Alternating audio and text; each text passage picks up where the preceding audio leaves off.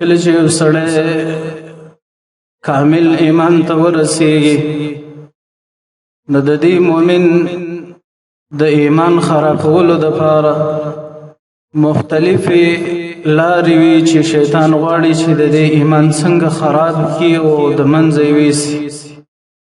او نن سبا انسي او جني شیطانان هغه دواړه لګي دي چې د مؤمنانو ایمان خراب کړي. او کافر او یهود او نصارا په دې هڅه کې دي خوارۍ کې دي چې څنګه زمونږ د ځوانانو نه عفت والی، پاکدامني والی، دین تی والی، اسلامیت تی والی، او څنګه دا منحرف شي د صراط المستقیم د لارې نه. د هغې دپاره مختلف وسایل په کار اچولي دي او شپه ورځ خواري او محنت کوي د هغې دپاره. د هغې وسایلو نه چې کافر پې ډېر تمرکز کوي او د ټولې دنیا اذهان او ذهنونه یې نیولي دي، هغه فتنة الانټرنټ ده. نن سبا د ټولې دنیا باچهي خلک په دې اعلام او په دې وسایلو باندې کوي. کو حقایق بدلوي په دې باندې بدلوي، کو دروغ نشري په دې باندې نشري، کو د چا عظمت او جلال په ذهنونو کې اچي د دې په واسطه باندې اچي. زمونږ معاشره کې وګورئ مؤمنانو چې نن ډم ولې قدرمند دی د ډېرو ځوانانو په زړونو کې. یوه ډمه ولې قدرمنده ده، یو کرکټي ولې قدرمند دی. هغه څوک چې سریالونه او ډرامې معاشرې ته فتنه راوړي هغه د ډېرو خلکو په زړونو کې ځای لري.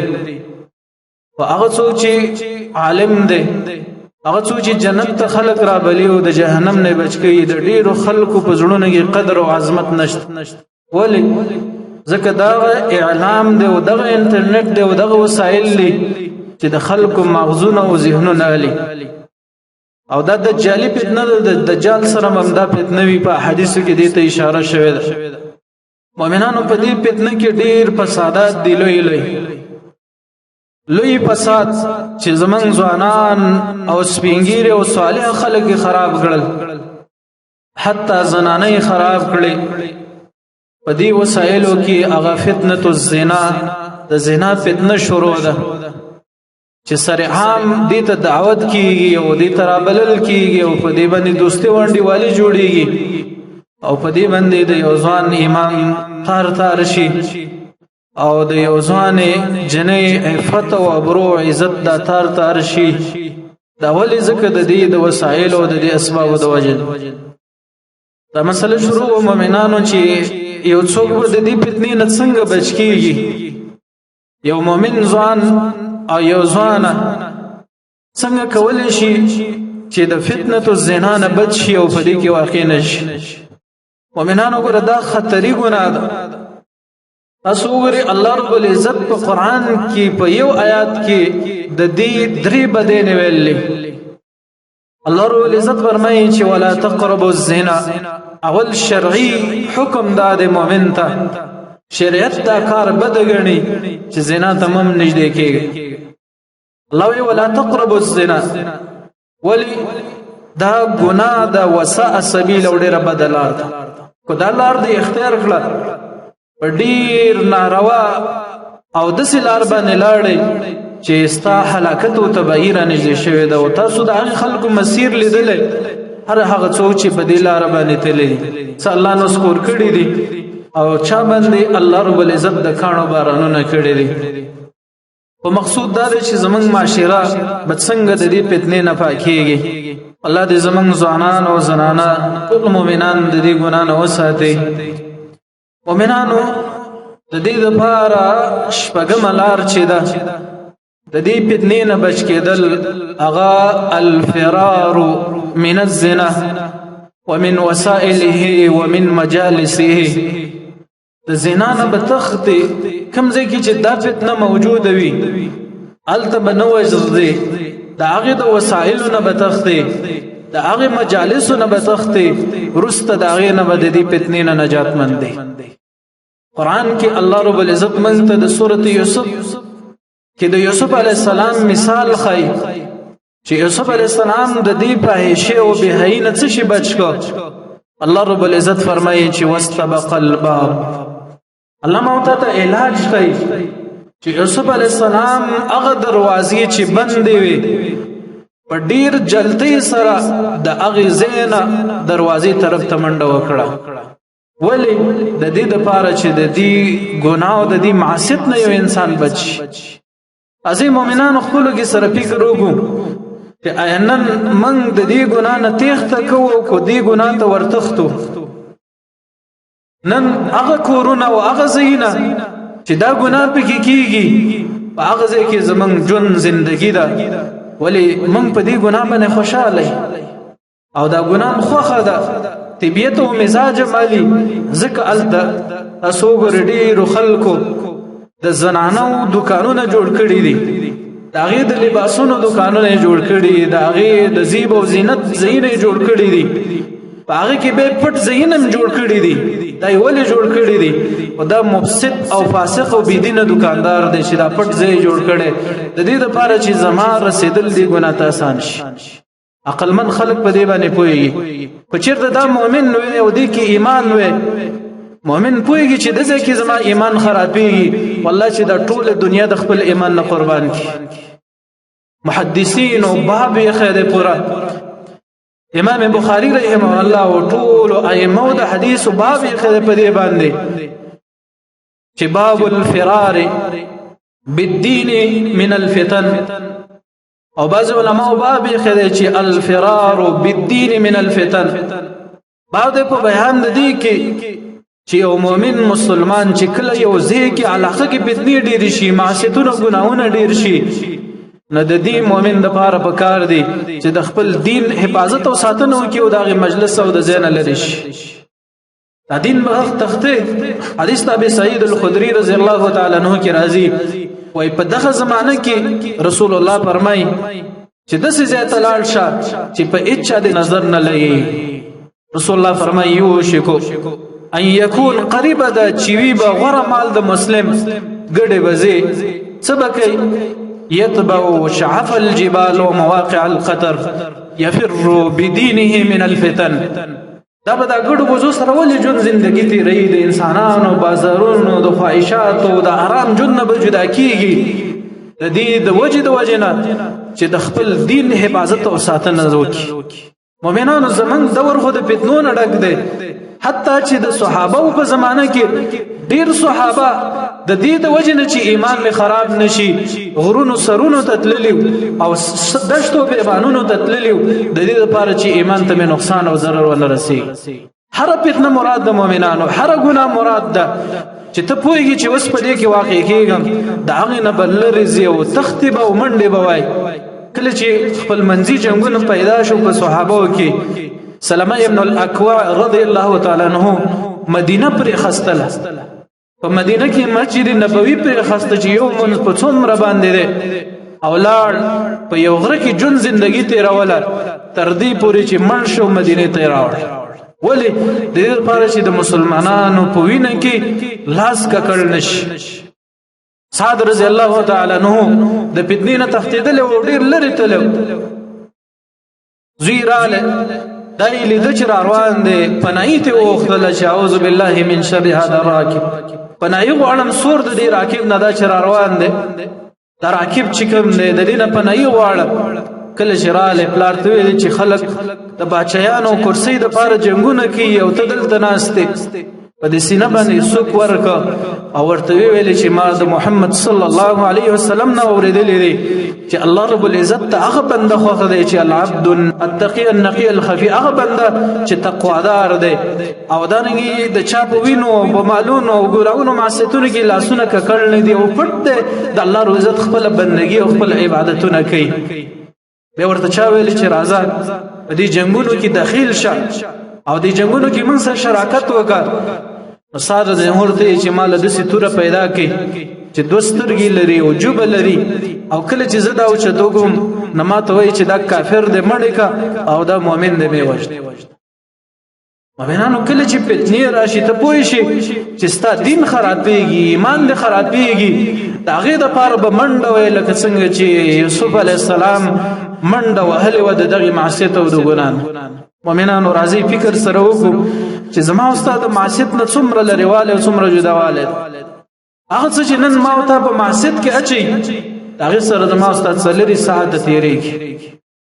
هغه څوک هغه مجالس او هغه خلک چې د دې د وجې نه په دغې معصیت او ګناه کې موږ اخته کېږو نن د هغې خلکو سره زما او ستا ناسته ولاړه ده او ژوند او زندګي ده. حتی مؤمنانو سلفو کې داسې خلکو چې په داسې سختو لار باندې د دې د ګناه او معصیت نه تښتېدلي وو چې کېدای شي زما او ستا ذهن دغه وانلي.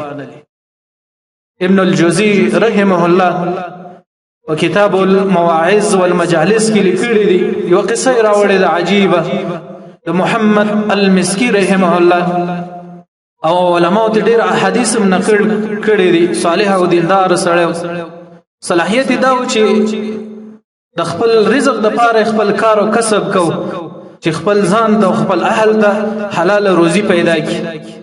نو په دې کوڅو کې ګرځېده دا بنجاریتوب به کو سامان او دا شیونه به خرڅول.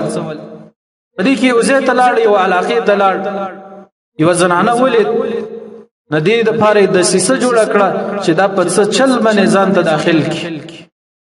کله چې هلته د کور مخې ته تېرېده اواز یې وکړو زنانه دروازه خلاصه کړه چې زما سودا په کار ده خو پرده یې راواړتول. نو په دې کې ورته ویلې چې پرده د مخې ته او زه ستا سودا نه وینم د پردې نه رادې خوښه چې زه ستا سودا وینم تا سره بې وکړم.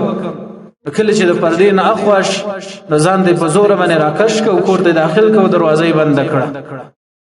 کله چې دروازه بنده کړه دې ځوان ته وایي مطالبه ته کوي چې ان يفعل بي الفاحشه والا اصيحن صيحه ما سره بدکاری کوي او که بدکاری نه کې زه چغه وهم خلکو ته چې خلکو خبر شي چې اقتحم فلان ابن فلان على داري پلانې د پلانکیزه زما په کور باندې راغلی و زما د بیزتی اراده یې کوله. مؤمنانو تاسو وګورئ چې یو سړی په دومره مصیبت سخت کې ګیر شي چې دروازې بندې دي مطالبه د زنانه د طرف نه ده او دلته بل مصیبت کې یو سړی اخته کېږي چې دا زنانه چغه وایي د دې ژوند زندګي ټوله تباه کېږي او غر کېږي. ولیکن د دې دپاره یو هیله او فکر د فرار ګوري. په دې کې محمد المسکی رحمه الله مسکی رحمه الله دې ته ویل چې ما ته اجازه راوکړه زه خو کوڅو کې ګرځېدلی یم دوړې دي خولې دي نو العزت او خوند به وانغستلی شي دی نه ما ته حمام راوښیه چې زه هلته لاړ شم. کله چې دې ته حمام وروښود هغه لاړ او هلته یې بولې راواغستی د سر نه یو تر خپو پورې ټول ځان په دې باندې ککړ. مؤمنانو محمد المسکی رحمه الله ولې دا کار کوي ځکه هغه خلکو ته د دې ګناه جرم او د دې ګناه سزا او عقوبت معلومه وه. د آیات ورته معلومه چې ولا تقربوا الزنا انه كان فاحشه وساء سبيلا زنا ته مه نږدې کېږه ګوره دا ډېر بده لار ده. په دې کې د هغه ځای نه راوځي زنانه چې ګوري کرکه نفرت یې پیدا کېږي دروازه ورته کولاوي چې اوسه. مؤمنانو ایا ما ستا به د معصیت او د ګناه نه د خلاصولو دپاره داسې وکړو چې خپل ځان په ګندګۍ او نجاست باندې ککړ کړو. ما تا خو نن د معصیت پسې منډه وو د الله د نافرمانۍ پسې د الله د خلاف پسې منډه وایو او هغه خلکو الله پیژندلی و د دې ګناه سزا یې پیژندلی وه ځکه د دې ګناه نه فرار په دغې نجاستونو او ګندګیانو باندې کوي. کله چې وځي د کور نه کور ته ځي خپل ځان اینځي او غسل کېږي د هغې نه وروسته د مسکو بوی د هغې نه روانېږي ځکه الجزا من جنس العمل وي. الله رب قرآن کې فرمایي چې ان الله لا یضیع اجر الله رب العزت نه ضایع کوي اجر د ښایسته عمل کوونکو هغه څوک چې ښایسته عمل کوي.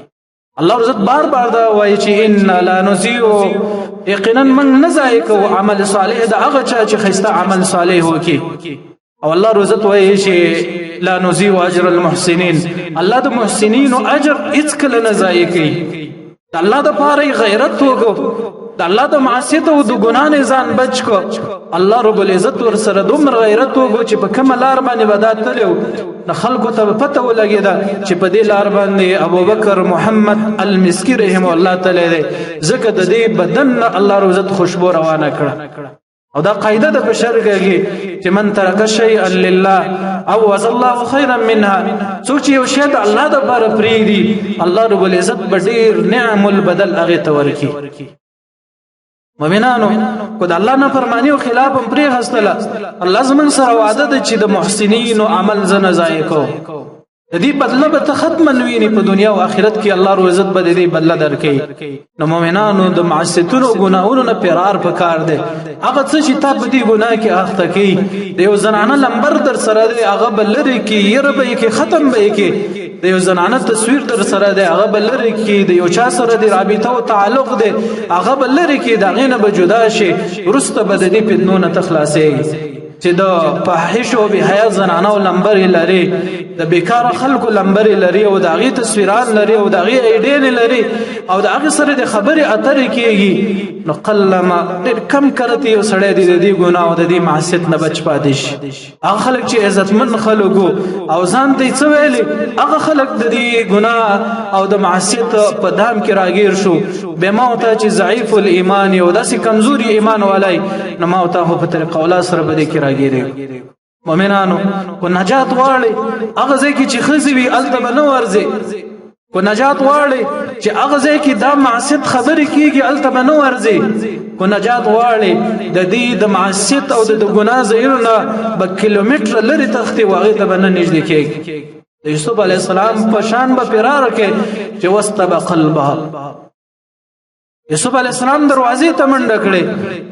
ولیکن تاسو وګورئ الله د یوسف علی السلام سره څومره احسان وکړ دروازه بند و یوسف علی السلام نشي کول اوله ولیکن دلته د دغه زنانه سید په دغه ټیم باندې راځي حالانکه دا بچا ده دغه ټیم نو ځکه زنانه د دې خپل خاون ټیم دراتک پیژاندو یوسف علی السلام نه چې کوم وخت کې مطالبه کوي دا ټیم دراتک داغه نه ده ولیکن الله داغه په ذهن کې دا چی او په دغه وخت باندې راځي او څه کار پیدا کوي مؤمنانو د دې ګنا نه خلاصېدلو مهمه لار دا ده چې دا فرار د تختیدل وفروا الى الله لا تو تختید دې د معصیتونو ګناونه چې د عبادتونو او بندګینو په لذت او خوند باندې پوي شي